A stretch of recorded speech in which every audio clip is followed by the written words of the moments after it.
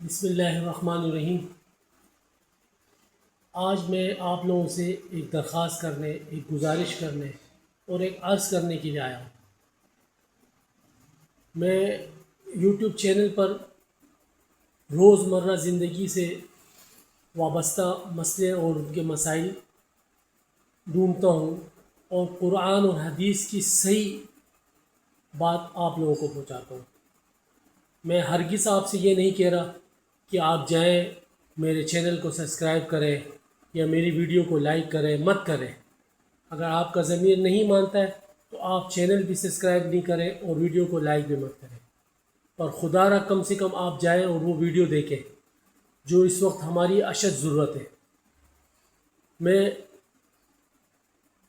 اپنے مسائلوں کو جو اس وقت ہر ایک شخص، ہر انسان، چاہے وہ مسلم ہو یا غیر مسلم ہو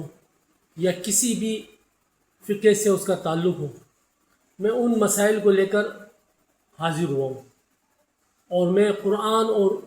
صلی اللہ علیہ وآلہ وسلم کے طریقے آپ کو بتا رہا ہوں۔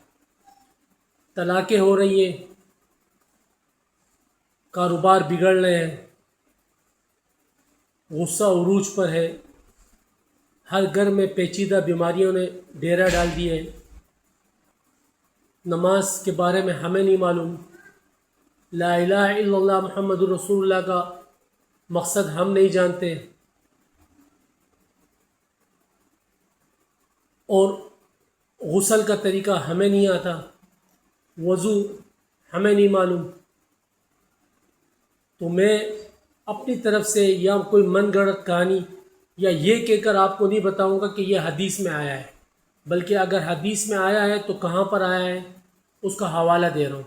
اگر قرآن میں آیا ہے تو کہاں آیا ہے اس آیت کا حوالہ دے رہا ہوں۔ تو خدا را آپ لوگ جائیں، اس ویڈیو کو دیکھیں، میرے لیے نہیں اپنے لیے دیکھیں، تاکہ ہمیں پتہ لگ سکے کہ ہم کس کس جگہ پر کمزور ہیں اور کس کس جگہ پہ ہمیں اپنی زندگی میں محنت کرنی ہے۔ ٹک ٹاک بنائیں، آپ ویڈیو بنائیں، کچھ بھی کریں، مجھے اس سے کوئی غرض نہیں، ہر بندے کا اعمال اس کے ساتھ ہے۔ ہاں، مجھے یہ غرض ہے کہ میں اپنے طریقے سے ایک تبلیغ کا کام کر رہا ہوں، اور میں نہ عالم ہوں، نہ مولوی ہوں، نہ قاری ہوں، نہ مفتی ہوں، پر کیونکہ مجھے اللہ رب العزت نے اشرف المخلوقات میں سے بنایا ہے، مجھے عقل اور شعور دی ہے، مجھے علم دیا ہے،